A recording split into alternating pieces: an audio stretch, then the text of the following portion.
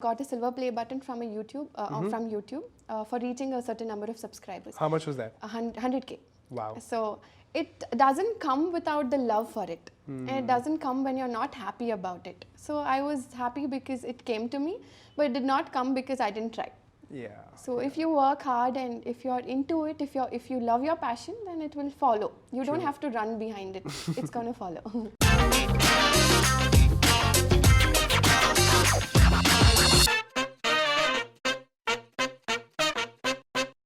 Ladies and gentlemen, welcome to the Lalith Dhanush show. Today I have with me a very special guest who is multi-specialized in various things. She is a dancer cum YouTuber, and the best part about this person is that she's pursuing her post-graduation in dentistry. Now usually people think that you cannot combine these two things or you must pursue only one of it. In this episode, we talk about how Srija pursues her profession of being a dancer, a choreographer and a teacher, and also is pursuing her professional career in dentistry, currently studying her masters. Watch this entire episode and I'm sure you will enjoy it. Share it with the people who believe that they cannot multitask and be good at two things, and I'm sure this will break all sorts of perceptions for them. Subscribe to our channel and enjoy this video. Hi Srija, welcome to my show. It's so nice to have you here. And I remember the first time I saw you, so I saw you on Desna's profile, who shared your 100K subscribers success story. And I said, hey, who's this person? And then she said, oh, she's my friend. She's an amazing dancer.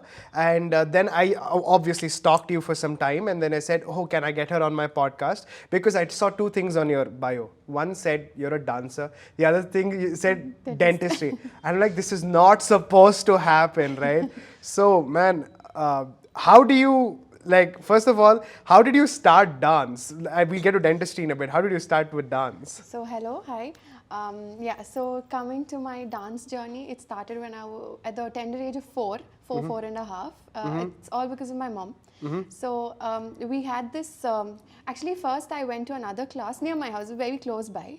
And when we went there, she left. So my mom realized that, okay, she likes to watch me dance. So then she, it was a far away dance class. So we used to go, she used to pick me up, go in the bus. And then from there it started. She used to stay, she used to, she used to watch me dance. She used to feel so happy. So it continued for almost, I'm 25 now. So for the past 21 years, I've been dancing. So with all the ups and downs, it's been 21 years of wow, dancing. Man. 21 years is a lot of time. And I think out of those 21 years, people get into dance classes. And eventually when they're getting to their 10th standard, 12th standard, they tend to leave that as they have to pay more attention to, studies and the other parts of life. And I'm so happy that you were able to continue this process throughout, because I think people actually need to dance. Okay, tell me how do you feel when you actually dance? Like, now you do it professionally, but back then when you were in school, college, what was the kind of feeling you had when you were dancing? So basically when I go on the stage, it's a different feeling. When I'm dancing in my room, it's a different feeling. And when I'm teaching, it's a different feeling. Sometimes on the stage, you're happy plus nervous. But when you're in the room, when no one's watching, when you dance, sometimes I get goosebumps. I don't know what I'm doing. Maybe just a twirl, just a sit, just an expression gives me goosebumps. Sometimes I've cried. The same thing that I've learned when my guru is teaching me, it's just learning procedure. Then I go back home and try it out. When I feel the emotion, there are tears. So when that emotion actually hits you, that's when you're like, okay, I love to do this. Nice. And that I want to bring out in my students so that maybe while teaching them, they won't realize. But when they actually feel that emotion, they'll realize how nice it makes them feel. So I live for that emotion. Wow. Yeah. And I think, in fact, like you said, that emotion is something that most of us live for, right? Now, I'm not a dancer. I'm clearly a solo dancer in my bedroom when nobody is watching, and I see 6 times before any window is open before I dance. But I can easily say, even though my steps are not crisp and what I have to do next is not very clear to me, I really truly do enjoy it, right? And for me, dance also becomes a part of my victory celebration. Like every time I feel that joy of something good, something successful, the first thing I want to do is celebrate that success. True. Dance itself is a synonym for like happiness and joy and all that kind of stuff. So it not just expresses like how I say, it not just makes me happy. Sometimes when I'm doing some peppy number or catching, it makes me happy and I'm grooving with it or vibing with it. But when I do something very emotional, like considering Bharatanatyam stuff, the items that we do, a little emotional or coming to dramatics, that time you feel the emotion, you become the character. Yeah. So that is a good thing. Yeah, true. And I think when you become that character, you embody it, right? And you start embodying it, and now you're no more Srija. You become that character, Yes, right? I know. And I think there's something so beautiful about it that I think it's perspective. Your perspective towards how this character sees life and that moment, I think that's the good part. Is what I'm saying the right thing? Yes, it is, because suppose I'm shooting, I did shoot this video. It was a Bharatanatyam video about mother's love. It's called Chinnanjarikaliye. It's a padam in Tamil. It's a Tamil composition padam. So it was around 8 minutes. I remember the first time I was a little tense and the wind was blowing. So I was like, okay, cut and again take. So the second time I started, and till the end, in the end when I was doing that, like in the end I hold the baby. Now also it just comes, I hold my baby. So I was holding and I was doing that. I had tears. I actually had tears. So you just involve in it. I don't know, these kind of art forms make you feel an emotion. Even if you're not a mother, you feel like a mother. Even if you're not a father, you feel like a father. Even if you're not a king, you'll feel like a king. Yeah. So I mean, it's the closest to reality it is, right? Like, because you don't have to wear a crown anymore to feel that way. Man, that's crazy. And I'll tell you how I felt it recently. So from last Thursday up till Sunday, I was doing an advanced yoga and meditation program at Art of Living. Okay. And it was a silence program. So we go completely into silence. And the only thing we hear is our guru's voice. Right, and he keeps felicitating us with good things every time we accomplish a feat. And in that moment, one of the things he made us do after meditation was dance. And there were people who are like 45 years old, 50 years old, and the most beautiful thing happened when everybody was so conscious. And he said, listen, the next time we're going to dance, you're going to close your eyes and dance. And for one tiny moment, I cheated. I just opened a tad bit of my eyes and saw everybody growing, whether they were good or not. I think dance is that emotion, and I'm surely, happy that I got to do it. Now, I want to ask you, if somebody has to dance, you can do it at your house just like me and not go any more, but you can also do it on a professional level like you are doing it. So, did you always like going to a dance class and learning it from a teacher? Was it always very colorful, like actually dancing on a stage was? Actually, I love the stage the most, because that's when like you feel the magic of stage. You hear applause or you don't hear applause, it doesn't matter. When your eyes are shut, like you're open, but then you feel you're just in that space. It's like an aura. You're dancing and you feel great. So stage is obviously my favorite too, but when you go to dance class, you learn the steps there. The procedure starts over there. So you always have to respect that. Your guru or whatever you're learning, the procedure starts over there. So you have to be dedicated. It doesn't come without dedication. There are students who come learn for a month too. They get bored of it. Yes, actually starting, it will be a little boring because you're still learning. You're going to repeat the same stuff again and again. So they'll get bored, they're not exposed to programs, so they'll exit. They'll quit. So, but I didn't do that, and my mom didn't let me do that, even if I wanted to. But of course, I never wanted to. Once I joined, I was like, okay, this is it.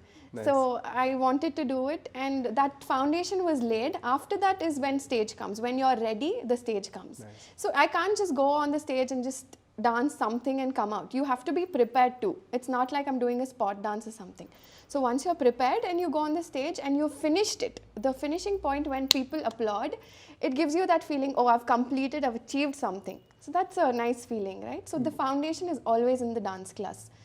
Without learning, there is no showing. So 100%. And I'm sure the learning, there is two things.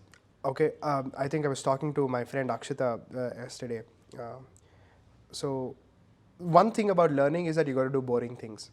And it reminds me of this Karate Kid movie. You watched that, right? Yeah, the jacket. Yeah. Yes. So Jackie Chan asks him to drop the jacket, pick it up again, put it back on. And at a point, this kid gets super irritated and frustrated. Like, I'm here to fight. Like, why are you teaching me this? And then he says, fighting is easy. Discipline is hard. Yes. And I think even in dance, discipline is quite hard. And now, speaking of discipline, Srija, I know you would have done a lot of that. I want to know a little about that. But it also takes discipline from people around you, Yes, especially your support systems and all of Definitely. that. So can you tell me more about discipline and how that played an important role in your growing and with the people around you? So they say discipline starts at home, at school. For me, it started at dance class. Of course, mom and dad also played an important role. They teach you, you have to, talk to your elders like this, call them with respect, ask if they've had food, make them sit. All that is different. But when it comes to dance class, there is a certain set of rules that you follow. I'm not sure if these days dance class work like that. But back then, my guru, she was already 60 plus. Okay. Back then itself. So automatically when you look at her, it's like, Namaste ma'am, can I come in? You learn it like that. And then when she's teaching, you pay attention, you don't interrupt her. I remember, like, even if I want to use the washroom, I was scared to ask her. I mean, I don't want people to be scared of the guru. She was friendly, she was extremely friendly, but we have that respect towards her. We don't want to interrupt the dance class. She'll be teaching someone else, so we don't want to be like, ma'am, can I use the washroom? It just comes. So basically, when she started teaching us, even in Bharatanatyam, she makes you stand in a certain way. She's like, straighten your hip, look straight. So these kind of, maybe those commands or stuff like that, kind of straighten your discipline too. So I learned more, so 90% of my discipline from dance class. Not just respect to elders, the way they say stories about, when ma'am tells about these kings or goddesses and gods, she keeps telling that how they fought demons. And so like that I learned about good and evil. So that's how I've incorporated that in my life also. I know there's nothing but good and evil. Yes. So discipline kind of came to me through dance. Nice. And I think that's so nice because many people who don't dance think of it as a form of entertainment. Yes. They look at it from the eye of an entertainer, because for them it's just movement and synchronizing it with music. But I think there's a lot more. Like it's so nice to hear it from a dancer because these are things that I will never know, right? There's no way I will know because half the people I know dance only when their spirits are really high. so it's just crazy, man. Now, in terms of your achievement in dance, what do you think has been the biggest achievement for you? Biggest achievement for me, like my self-satisfaction, my peace of mind. Wow. When I've done something, I know it'll follow you when you're happy. But there are a few things that I would like to name. For example, these exams that I've given, conducted exams. I've got distinction in my senior exam. So that is one happy thing. And then I've got a silver play button from YouTube for reaching a certain number of subscribers. How much was that? 100K. Wow. So it doesn't come without the love for it. And it doesn't come when you're not happy about it. So I was happy because it came to me, but it did not come because I didn't try. Yeah. So if you work hard and if you're into it, if you love your passion, then it will follow. You don't have to run behind it. It's going to follow. Yeah. I think golden words there because today a lot of people who want to become YouTubers, one of the things that they aspire is the number 100K subscribers. And I'm sure you never did it for that, right? I never did it for that, yes. Your chase was the dance. It was trying to be better every single time that you go there, and eventually from video number 1 to video number 100, now you could see the big massive difference, I'm sure. I would like to add, there are like, when I do videos, when I'm choosing songs, I listen to them on my earphones, like play it like 2-3 times. Sometimes I've got suggestions like, do this is trending, it's really nice and all that. Until it hits me, I don't do those songs. Nice. Even if it's an old one. It has to give me a vibe. When it has to move in my head. It has to make me move. I've done only those kind of songs. Nice. And when when I've felt, okay, because it's trending, I have done 2-3 like that too. When I've done it, after finishing that, I'm like, okay, done.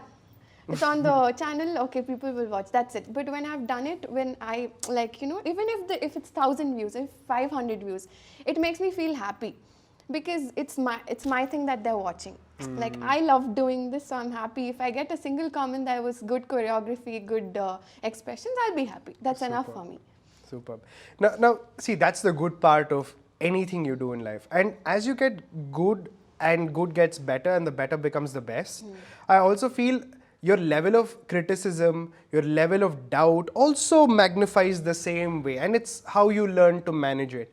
So I want to understand, Srija, through your journey, you've grown quite a lot, be it as a dancer who's performing on YouTube, as a choreographer, as a teacher, as an individual. Now, for everybody who's watching, like I said, she's also pursuing her dentistry, right? And man, it just doesn't fit in my head to see somebody do two things. Now, tell me, how do you manage this challenge of pursuing something like medicine and dance at that level of passion? The word says it out, was passion. Definitely it was. Because of that I'm able to manage, but it was okay. I could manage it better when I was in my UG. During UG times I used to come back home and I go to dance class that time, but now it's all online post-COVID. So I used to go to dance class, so learn and come back home. It was a nice feeling. It felt peace. But after joining my masters, I kind of spent my entire part of the day in the college till 4:35. After coming back, I started taking online classes. So the only time I get for myself to choreograph or to put in my ideas somewhere was in the night. So after my dinner, I'll take like a half an hour or 1 hour, and then I start playing music. Sometimes I start dancing at 11 in the night, 12 in the night. I've done that. So most of my recent videos are choreographed in the night. It's around 12 o'clock in the midnight. And then for 1 hour, I've done this for like 2-3 days, the choreography will be done, then I'll sit and practice. If it's a Sunday, then I give more time to it, and that's how, at least recent times. So managing is a little difficult because my sleep used to become less, and then again, if there is a seminar tomorrow, I have to sit and prepare for that. So you have to push either this or that. I kind of like wanted to do this, but then I would get a message saying you have to present tomorrow. I'm like, oh God, okay, fine. Let me just push this, keep it aside for some time, do this, and then come back to that. Like that, I've postponed my choreography, video taking, and all that. But then somehow it used to come back to me because I want to take it back. It used to happen like this. Managing was a little difficult, but if you want to, you can. Yeah, and like you said, it can be delayed here and there. You can stop now and then, but putting a full stop, I think, is something that you shouldn't do. If you don't have time, just work with it. And today, like I'm sure this message for so many people who might be a little younger, who pursuing on the same lines of what you are pursuing, can actually understand that you can actually do anything. It's not impossible, but it's definitely hard. Yes. It's definitely hard. Now, speaking of your professional side of dentistry, do you see yourself actually going ahead and pursuing that completely as a profession? What are you looking at? How are you going to mix these two things in the near future? I definitely would like to say that I want to focus more on my dancing because I want to be happier, doing something that I love. But I like dentistry also, not that I don't like it. I would like to, when they say, so dance is your hobby? I'm like, no, dance is my passion. That's my main thing, And then when it comes to dentistry, maybe right now I'm still learning. So once I get a clear-cut idea about what I have to do, what I want to do, maybe if I try out, like opening a clinic, if I really like the work, like what I'm doing, I will pursue in that. Or if I like studying more, probably I'll pursue in that. So yet to figure out, and I don't think it's wrong to still take my time to figure that out. Because I figured out what I really, really want. So I can do that slowly, take my time gradually and do it. True, and I think as you take your time, it becomes more clear, right? Yeah, definitely. It definitely does, because again, like if the water is really muddy and all of that, all you have to do is just wait for some time, and that dust will settle, and now you can see through that water clearly, and now you know exactly what you want. Yes. Now, speaking of some of the challenges, like I believe everybody who's going towards the step of success that they want to reach are always faced with challenges, like I previously said. what are some of the biggest challenges you faced apart from the one or two you told me? Any other really serious challenge that you faced? Challenges, more like I've left out opportunities. I feel I should have taken them. So, sometimes I've kind of cribbed about doing dentistry also. And now I don't regret it, but I've cribbed because it kind of gets onto your nerves sometimes. Oh, maybe I would have done that, then it would have been different. I was I think I did 1 year in engineering before joining my BDS. During that period of time, I was exposed to a lot of fests, dancers, a lot of people who vibed with me, and we kind of connected on a different level. So during that time, there was this program called Clean and Clear Fresh Face, where Rashmika Mandana actually came. I think everybody knows through that. So I was selected, but my parents and I had written my NEET exam. So I got a seat in BDS. So I had to stop. Like my parents are like, no, you have to join the college today. And the next day was the selection over there. Okay. So I had to go here. I wanted to go there so much. Maybe it would have delayed one day, but since it's a CET seat, you have to join the college there. So my parents said, no, you have to join here. So leave that. So I didn't even go to the second round to even try or even challenge others who are in the same thing, who have been selected. I didn't get a chance to challenge them, do the ramp walk or do another dance. So I really regret that I couldn't pursue that portion. And then other than that, my family, though they have encouraged me so much, but when it comes to a society of people, they think a lot. Like, okay, should she just do Bharatanatyam or should she do more? The other forms, they were letting me do videos and all that. I had been shortlisted for one of Melvin Lewis's show. I think his studio opening in Mumbai or studio opening in Bangalore also. So I was shortlisted among a lot of dancers. I was really happy and I really wanted to go. And they said you have to come to Mumbai. But my parents are like, no. And if it's not even Bharatanatyam, why do you want to go? So they kind of stopped me. I fought with them for like 2 days, but didn't really help. At the end, Bharatanatyam is what taught me that you can't, you have to respect what your parents say. It's still for your good. I kind of just like, okay, fine, whatever you want. I pushed it away. So I feel bad when this kind of stuff happened. And reality shows, I got a chance to perform with another friend of mine in Dance Plus Telugu. So I wanted to go, but my mom again said, no, you have to study. You're doing your master's. How can you go like that? So I said, okay, fine, no need. And they're not stopping me from pursuing my passion, but they wanted me to be careful. They're really scared. But it is true, the society outside also treats you like that these days. She's a dancer, so like, it's okay, no problem. Like that. And my mom said, no, my parents also decided, you don't have to do it so much also. You study, you have to manage both. They were more focused upon the study. Like right now, more focused upon the studies. So, okay. And criticism, of course, is one big challenge always. So I think not just dancers, it comes to everybody who wants to do anything in their lives. Yeah. So I didn't care much. So maybe that is why it doesn't stay in my head a lot. I just ignore. If it comes, delete. That's it.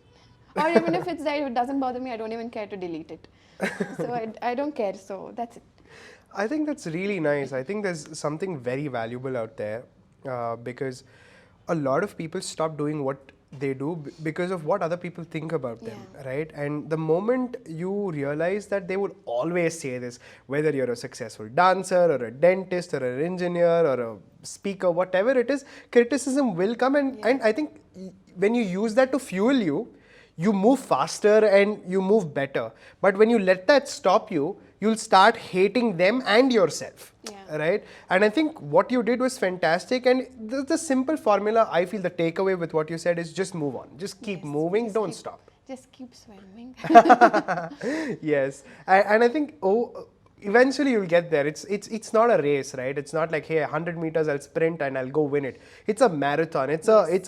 Life is like a marathon and eventually you'll get there. Now, so Srija, you also spoke about criticism, and one of the things that you told us that was as you move on and you ignore criticism, you keep growing, and that's where you've been right now. How do you deal with this? Like, moving on is just not like, hey, I'll just move on. It's not like a light switch, right? Like, what is the process? How do you deal with it? You have to deal with it because there are comments or when people tell you, especially when it comes from your family, it's more hurtful. Not my mom and dad. My mom and dad never criticize me. They really like what I do. Sometimes they might stop me from certain things. That's because they care. They protect me. But sometimes when other people like, why you don't have to do dance, you have to get married anyway. I don't understand the concept, but then they're like, you should stop. At least don't do those kind of these Bollywood and all. Just do Bharatanatyam. I mean, why do they differentiate different dance? I've cried, definitely cried to bed. But then again, next day morning, I want to dance. So that doesn't make a point, you know, no matter how much they tell. It comes into my, goes into my head, and then it creates a mess in my head. But when I wake up, it's again dance. Dance, nice. That's it. And I think that's a mechanism that most people should build. And Srija, we've covered a whole lot of these things, right? Now, if you get a chance in the near future, would you go on a reality show and would you love to perform? I would love to go on a reality show. More than I got these acting chances also, but I've tried one. It didn't feel so connected to me. Okay, it didn't feel so connected to me. I liked doing it, but at one point of time, and that didn't work out also. So I was like, okay, it's not my thing. It's not my cup of tea. So I didn't give a try. You will get to know, right, when it's connecting with you or not. And True. but then when these kind of dance up, even if it's small, I don't mind. Even if it's just a small stage, I just jump with joy because it's dance. It makes me feel good. Even if it's a small opportunity, I would love. And if it's a reality show, of course, it's more joy. I would love to go, but hopefully that time, I don't know. Which one? Which one if you got a chance? Which one as in? Which reality show would you like to Dancing, go? something related to dancing itself. If I asked you to choose one? Dance Plus, of course, because there are a lot of challenges. I mean, there are a lot of dancers in India.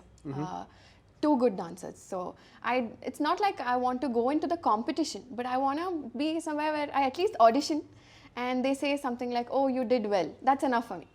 So you just want to try something like that. Nice. That's it. I think that's again, I think that's the side of you which wants to explore, Yes. witness something new. And like I always say, Small that's steps. what gets you really, really fresh and energized. Man, I think this podcast has been incredible because I've never come across somebody who can do two things which are superiorly, I don't want to say hard, but are very challenging to do independently by themselves. I wasn't even capable of writing a NEET exam, forget doing medicine.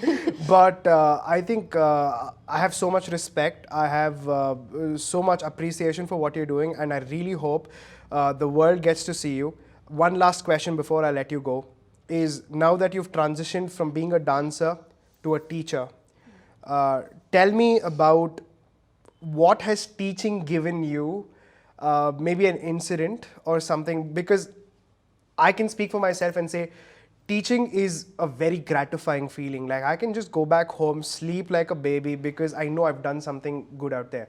What has teaching done to you? So I have two gurus. I'm very happy with my gurus. They are very proud of me. And they consider, especially my first guru, she's pretty old right now. She still watches my videos and she sends me messages on WhatsApp.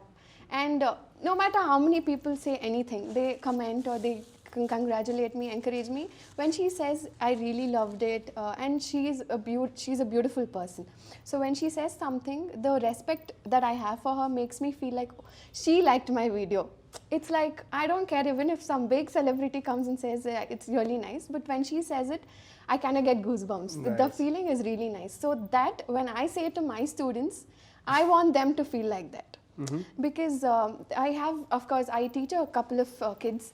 I teach them Bharatanatyam, I teach them Bollywood. So when they feel happy, when their parents feel happy, I receive messages from them saying, I really like today's class, or I really like the way. When they go back home, especially after class, they show it to their mothers, you know, they stand in front of the mirror, Ma, she taught me this today, or she taught, like this kind of stuff. When they send me videos, they get inspired by my videos, they remake those videos and they send it back to me. It's not perfect, but when they do that, I feel so happy, it feels so full. It's a feeling of fullness. And there is this student who came from Abu Dhabi. She went to visit her grandparents in Chennai. She came to Bangalore just to meet me. Wow. Yeah, she just came to meet me. She came to my house. We danced for a bit, for an hour. We chit-chatted, we ate, and it was really nice. She just wanted to see me because all this while we were doing online classes. So she just wanted one offline, and she wanted to really meet me. She came and hugged me. It's a nice feeling. So when they do things like this, you just feel so happy. And I'm sure my guru doesn't expect me to go give her flowers, go give her gifts, and show my gratitude. What she wants me to do is that what she's taught me, I have to teach another 100 students maybe. That's all. She's probably satisfied. I know she's satisfied when I do videos, when I teach another child, and when I'm giving her the education or the knowledge, my guru is satisfied. It adds another 1 year of her life. Nice. So that's how it is. Yeah, man, I can definitely agree with that because I think the greatest gift you could give a teacher is for you to become one. And if you start inspiring the world out there, I think you become a giver, right? And the most beautiful thing about giving is that givers always win more than takers. And when you give love, when you give gifts, when you give attention, when you give knowledge, I think it'll come back tenfold. And I'm sure that's the fuel that's been pushing you to go through all these challenges. Yes. You're managing dentistry and dance because now there's somebody waiting for on online or waiting to witness you dance and witness themselves dance with your guidance. Man, I think it's been a wholesome podcast. Thank you so much for accepting this wonderful request that we had. It's been a pleasure to have you, and I'm really hoping that many people who watch this find the possibility that they can do multiple challenging things at the same time and still be really good and great at it. And thank you so much for being here. Yes, thank you so much for this opportunity because I could speak out what I wanted to, and I really want to tell to the others out there who is watching this podcast that if you want to, you should. That's it. Nobody can stop you. It's you. You should decide and you should do it. And you should always follow your passion, even if you're not happy with certain other things in your life. When you do even 10 minutes of what you love, it makes you feel full. So just continue with your passion. Yes. Awesome.